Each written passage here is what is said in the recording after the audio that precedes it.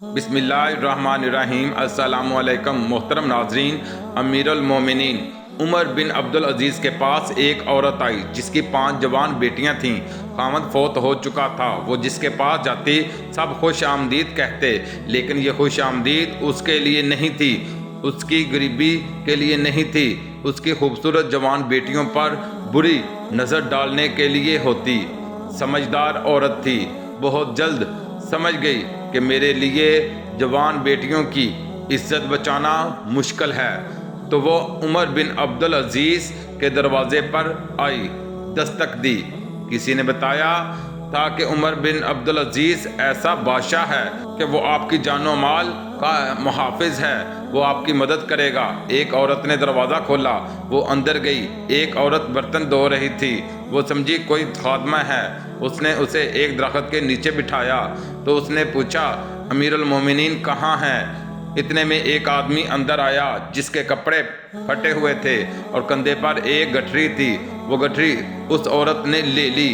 وہ ایک درخت کے نیچے بیٹھ گیا تو وہ عورت سوکھی روٹی اور سرکہ لے آئی۔ وہ عورت سمجھی کوئی غلام ہے۔ جب وہ کھانا کھا چکے تو اسی عورت نے آواز دی کہ امیر المومنین مہمان آئے ہیں۔ وہ عورت کہتی ہے، میں حیران رہ گئی۔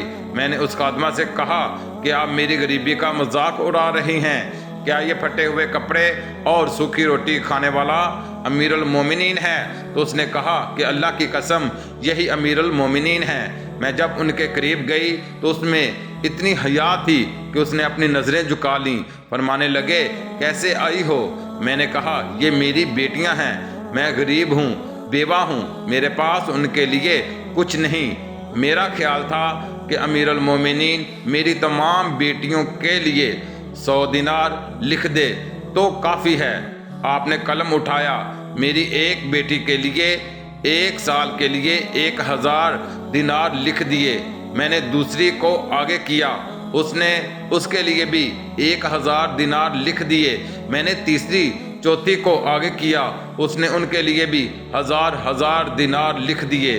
جب وہ لکھ رہے تھے میں اللہ کا شکر ادا کرتی رہی، اور جب 5ویں بیٹی کے لیے دینار لکھنے کے لیے قلم اٹھایا تو میں نے امیر المومنین کا شکریہ ادا کیا۔ اس نے قلم واپس رکھا۔ میں نے پوچھا، امیر المومنین کیا ہوا؟ تو فرمانے لگے، میں نے 4000 دینار آپ کے لیے لکھے تو آپ نے اللہ کا شکر ادا کیا۔ اس دفعہ آپ نے میرا شکریہ ادا کیا۔ قیامت کے دن اللہ مجھ سے پوچھے گا کہ 1000 دینار تم نے میرے لیے نہیں لکھے، اپنی خوش آمدی کے لیے لکھے تھے۔ میں رونے لگی کہ یا اللہ، یہ کیسا انسان ہے؟ تو عمر بن عبدالعزیز کہنے لگے کہ عام انسان ہوں، بس رسول اللہ کا غلام ہوں۔